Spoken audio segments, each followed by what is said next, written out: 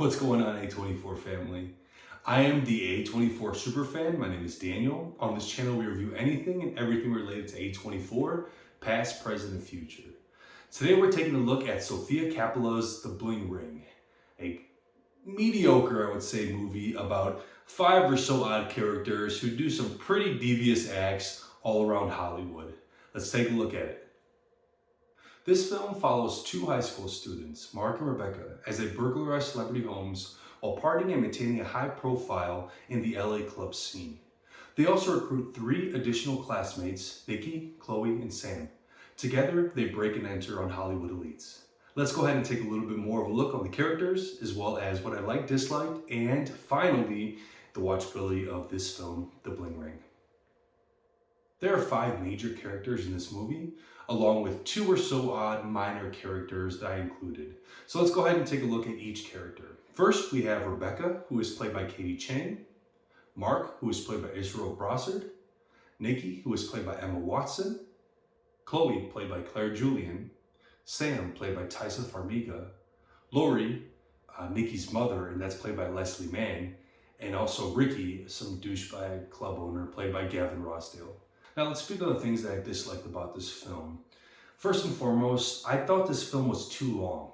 And the film was only about 1 hour and 30 minutes. And actually probably shorter than that, probably closer to 1 hour and 20 or so odd minutes, 1 hour and 30 minutes with the credits. So this was not something that I felt was short enough. I really do think this movie the story could have been told in 1 hour or less. This film gave me very much a weird vibe of like a film that I've seen before but didn't remember because it was just so ordinary and boring. There's a couple other films that come to mind when I think of something like this. One being Collateral with Brad Pitt and Jamie Foxx, and Unknown with Liam Neeson. These are 2 movies that I've seen many times, but I actually don't recall seeing them until the final act, and I'm like, oh wait, yeah, I've seen this movie before, but they're just so ordinary and boring that they don't really trigger me or do anything to me. So that's one of the things I disliked about this film, that it was just a little too long for my liking. Another thing that I really truly disliked about this film is the characters themselves. They had no redeemable qualities. They were just fame monsters and trying to kind of work on the coattails of other celebrities, literally by stealing from them.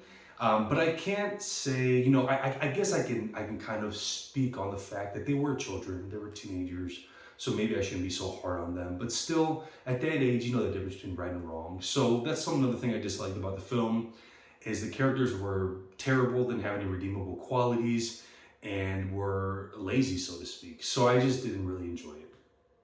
Awesome, my favorite part of the video, the watchability of this movie. I'm going to try to get to this quickly because I do know that there's other films that I can be reviewing and speaking on that are worth my time. This one, I'm sorry, but I really did not like it. I'm going to rank this as a must-and watch and have better use of your time. It's really not a great watch. This is a movie that I would consider to be a Netflix and chill movie. I know anybody who's watching, don't take that the wrong way, but this is one of those movies that if in the middle of the movie Netflix asks you, are you still watching this movie, you wouldn't click and be like, yes I am. You just wouldn't, because it doesn't matter. It's insignificant.